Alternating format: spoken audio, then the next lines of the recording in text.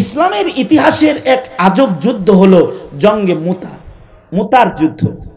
ইসলামের ইতিহাসের এক আশ্চর্য যুদ্ধ জঙ্গে মুতার যুদ্ধ, যে যুদ্ধটা হয়েছে মদিনাতুল মুনাওয়ারা থেকে 1000 মাইল দূরে যুদ্ধ হয়েছে। আর আল্লাহর রাসূল মদিনায় বসে রয়েছে। টোটাল যুদ্ধটা আল্লাহ তাআলা এই ক্যামেরা বিজ্ঞানের যুগে না, 1500 বছর আগে আল্লাহর রাসূলকে আল্লাহ তাআলা মসজিদে নববীতে বসায়া টোটাল যুদ্ধের লাইভ আল্লাহ তার হাবিবকে দেখাইছে। যুদ্ধ হয়েছে 1000 মাইল দূরে, কিন্তু হাবিবে কিবরিয়া মদিনায় বসে বসে যুদ্ধের লাইভ দেখতেছে। যে আল্লাহর রাসূল যুদ্ধের কাফেলা প্রস্তুত করে নবী আলাইহিস সালাতু ওয়াস সালাম নিজে যুদ্ধে গেলেন না, তবে যুদ্ধের 3 জন শহীদ সেনাপতির নাম আল্লাহর রাসূল উচ্চারণ করলেন। আল্লাহর রাসূল বললেন, আমি যুদ্ধে যাচ্ছি না, সেনাপতি একটা বানায় দিলাম, ইনি 1 নাম্বার সেনাপতি। কিন্তু ওহে 1 নাম্বার সেনাপতি, শুনে নাও, তুমি শহীদ হবে। এই সাহাবীরা, আমার এই 1 নাম্বার সেনাপতি যায়েদ ইবনে হারেসা আমার পালক সন্তান, সে যুদ্ধে শহীদ হবে, যাও বাড়ি থেকে শেষ বিদায় লয়ে চলে যাও। আল্লাহর রাসূল আরো বলে দিলেন, যায়েদ ইবনে হারেসা যখন শহীদ হয়ে যাবে, যায়েদ ইবনে হারেসার পরে 2 নাম্বার সেনাপতি হবে জাফর ইবনে আবি তালিব, আমার চাচতো ভাই।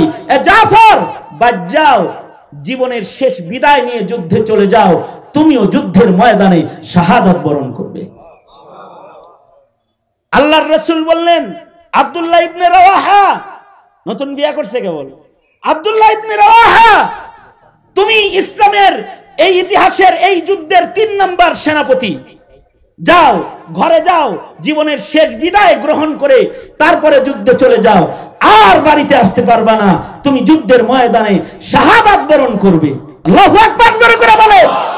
তার মানে কি, এই 3 জন মানুষ যাদেরকে নবী সেনাপতি বানায়া শহীদ হবেন বলে রাসূল নিজের জবানে শাহাদাতের সার্টিফিকেট প্রদান করলেন। বলুন তো বুঝে থাকলে, এটা কি তাদের জন্য বদনসিব নাকি খুশনসিব? তার মানে হলো এই সাহাবীগুলা এরা সবাই যাবে আল্লাহর জান্নাতে। অর্থাৎ একে তো সাহাবী, তারপরে আবার শহীদ সাহাবী। শহীদরা এমনি বিনা হিসাব জান্নাতি। কোরআন বলে শহীদকে মরা বলবা না। ধন্যবাদ তো ওই পরিবারদেরকে, গর্বিত ওই পরিবারেরা যাদের পরিবার থেকে ইসলামের দুশমন তাড়াতে শাহাদাতের নজরানা দিতে তাদের ঘরের সদস্য আল্লাহ কবুল করেছে।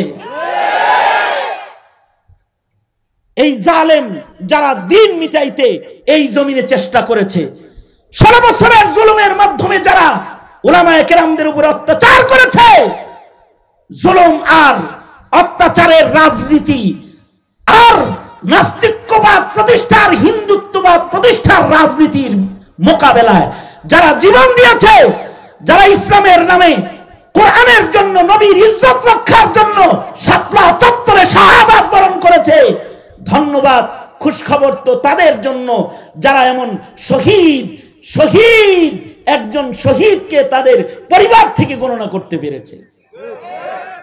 শহীদ গণনা করা, এটা তো খুশকপাল। আল্লাহর রাসূল বলে দিলেন, যাও যায়েদ ইবনে হারেসা জিন্দেগীর শেষ বিদায় লইয়া যুদ্ধে চলে যাও, শহীদ হয়ে যাবা, আর বাড়ি ফিরতে পারবা না। 3 জন সেনাপতির নাম আল্লাহর রাসূল ঘোষণা করেছেন। এই 3 জন সাহাবী নিজের ঘর থেকে যে বিদায় নিয়েছেন, হাদিস পড়লে চোখের পানিতে বুক ভেসে যায়।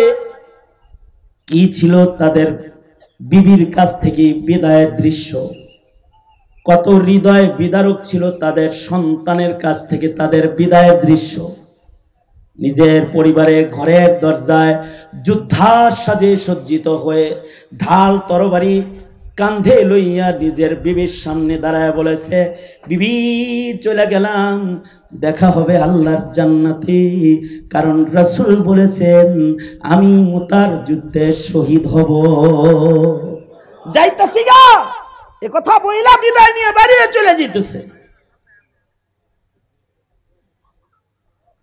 আল্লাহর রাসূল সাল্লাল্লাহু আলাইহি ওয়াসাল্লাম শহীদের সার্টিফিকেট প্রদান করেছেন। তার মানে এই আহলুস সুন্নাতি ওয়াল জামাআর আকীদা হলো শহীদরা বিনা হিসাব জান্নাতি। শহীদ জান্নাতে যাবে, এতে কোনো সন্দেহ নাই। শাহাদাতের উপরে ঈমান, বিনা হিসাব জান্নাত। কবরের জীবিত হায়াত, এগুলোর উপরে ঈমান, ঈমানের অংশ।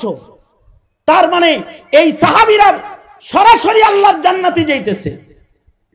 একদিক দিয়ে আপনজন থেকে বিদায় নিতেছে, অবশ্যই এই বিদায়টা অনেক বেদনাদায়ক বিদায়। আবার আরেক দিকে খুশি হলো শহীদ হইতেছি। এ কারণে কেউ যখন জালিমের জুলুমে ফাঁসির কাস্টে ঝুলে, একদিকে তার বিদায়ের ব্যথা হয়, সন্তান আর বিবি থেকে বিদায়, কিন্তু তার মুখে হাসি মুখে কালিমা উচ্চারিত হয় শাহাদাতের মরণের আশায়। হাসি মুখে কালিমা উচ্চারিত হয়। এই শহীদরাও হাসি মুখে কালিমা পড়ে যুদ্ধের ময়দানে শহীদ হবে, এজন্য ঘর থেকে বের হয়েছে। আল্লাহর রাসূলের আদত মাফিক আল্লাহর নবী সাহাবায়ে কেরামদেরকে মদিনার বাইরে আগায় দিয়ে গেছেন। নবীজি যখন আগায় দিচ্ছিলেন এই কথাটা বলার জন্য, এখন যে কথাটা আমি বলতেছি আরেকটু বলে দিই। এই তিনজনই শহীদ হইলেন। যায়েদ ইবনে হারেসাও যে শহীদ হয়ে গেলেন। রাসূল মদিনায় বসে বসে বলে, আমার যায়েদ কেবল শহীদ হয়ে জান্নাতে চলে গেল। দেখতেছে, লাইভ দেখতেছে। হযরত জাফর ইবনে আবি তালিব, জাফর তৈয়ার, ওনার শাহাদাতের দৃশ্যও রাসূল বলতেছেন বসে বসে। অর্থাৎ হযরত জাফর তিনি ডান হাতে ইসলামের পতাকা ধরেছেন। হযরত জাফর তৈয়ার শহীদ হলেন কেমনে? ডান হাত ঝান্ডা উঠাইছেন, দুশমন কেটে দিল। বাম হাতে ধরলেন, বাম হাতও কেটে দিল। এখন বাজুবিহীন নিজের মুখ দিয়ে ইসলামের ঝান্ডাকে দাঁতে কামড় দিয়ে উঠাইয়া ধরছে। দুশমন গলায় ছুরি মারছে, গলা কেটে গেছে, কিন্তু উনি দাঁত দিয়ে কামড় দিয়ে ইসলামের ঝান্ডা ধরে রেখেছে।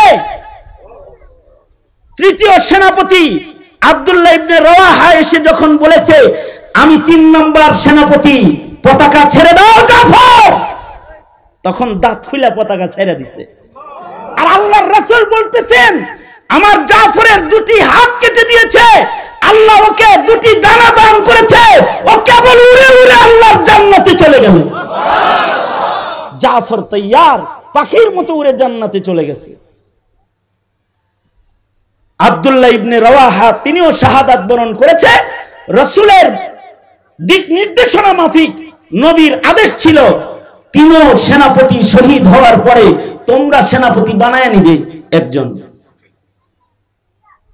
সাহাবায়ে কেরাম যুদ্ধের ময়দানে খালিদ ইবনুল ওয়ালিদকে সেনাপতি হিসেবে নির্বাচন করেছেন। খালিদ সাইফুল্লাহ খালিদ ইবনুল ওয়ালিদ 9টা তরবারি ওই যুদ্ধে ভেঙেছেন। 10ম তরবারি দিয়ে যুদ্ধে তিনি বিজয় অর্জন করেছেন, দুশমনরা ভেগে পালাইছে। কিন্তু খালিদ ইবনুল ওয়ালিদের আগে আব্দুল্লাহ ইবনে রওয়াহা তিনিও শাহাদাত বরণ করেছেন।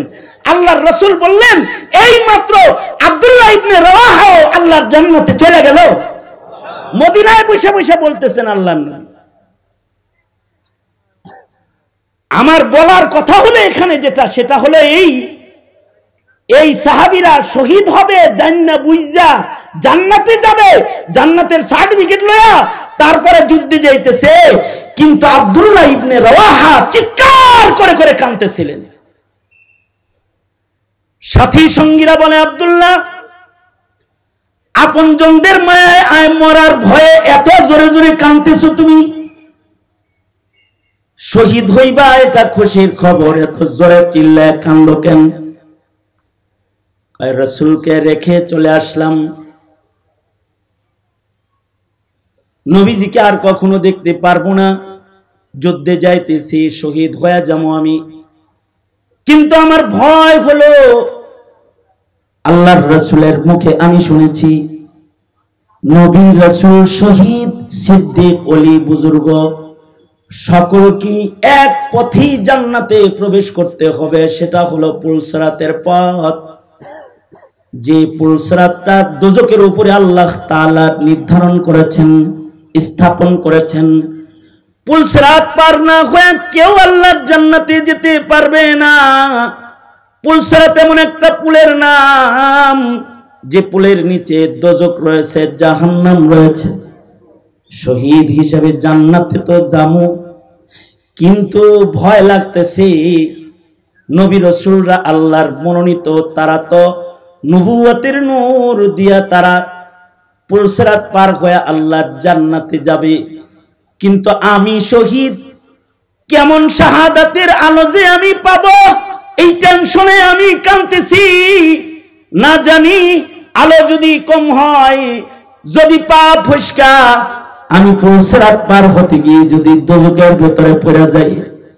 রাসূল বলেছেন পুলসিরাত পার হওয়া ব্যতিরেকে কেউ আল্লাহর জান্নাতে যেতে পারবে না। ওহে আমার সাথীরা, মরণের ভয়ে আমি আব্দুল্লাহ ইবনে রাওয়াহা কান্দি না, আমি কাঁদতেছি পুলসিরাতের ভয়ে। শহীদ তো কিন্তু শেষ ঘাটি পুলসিরাত পার হইতে পারবনি। যদি ফসকে যায় তাহলে তো দোজখের আগুনে পড়ে যাবো। আল্লাহর রাসূল জান্নাতের সার্টিফিকেট দেওয়ার পরেও পুলসিরাতের উপরে ভয়, এইটার নাম হলো ঈমান। এই ভয়গুলো যদি প্রজন্মের এখনকার মুসলমানের থাকতো, কারণ পুলসিরাতের পুল পার হতে কিছু আলো লাগবে, নামাজের আলো, রোজার আলো, সাদাকার আলো, হজের আলো, যাকাতের আলো, শাহাদাতের আলো, নওয়াফিলের আলো, মুস্তাহাব্বাতের আলো, ঈমানের আলো। যাদের যত ভালো হবে পুলসিরাতের পুলটা তারা তত প্রশস্ত দেখতে পাবে এবং তারা নিরাপদে পার হয়ে জান্নাতে যেতে পারবে। এই ঈমান যদি কোনো মুমিনের মজবুত হয়, সে ফরজ তরক তো দূরের কথা, মুস্তাহাবও সে ছাড়তে পারবে না। এই যে ঈমান, এই ঈমান যদি কেউ নিজে না শিখে, আর যদি এই ঈমানগুলো যদি প্রজন্মকে না শিখায়, নামী ঈমানদার হবে কিন্তু কামের ঈমানদার হয়ে কবরে যাওয়ার নসিব হবে না। সুতরাং প্রজন্মের 1 নম্বর দায়িত্ব হলো দৌলতে ঈমান শিখা। কারণ ঈমান ঠিক, জান্নাত নিশ্চিত। ঈমান গর্বর, জান্নাতের পথ গর্বর। মুহতারাম হাজিরিন, আমাদের সন্তানদের ঈমান যেন বেদিনরা নষ্ট করে না ফেলতে পারে। সরকারের শিক্ষা সিলেবাসের দিকে তাকিয়ে থাকলে হবে না, নিজের ঘরে শিক্ষা সিলেবাস বাস্তবায়ন করুন। যেই শিক্ষা সিলেবাস হবে আপনার ঘরের সন্তানের ঈমান শিক্ষার শিক্ষা সিলেবাস।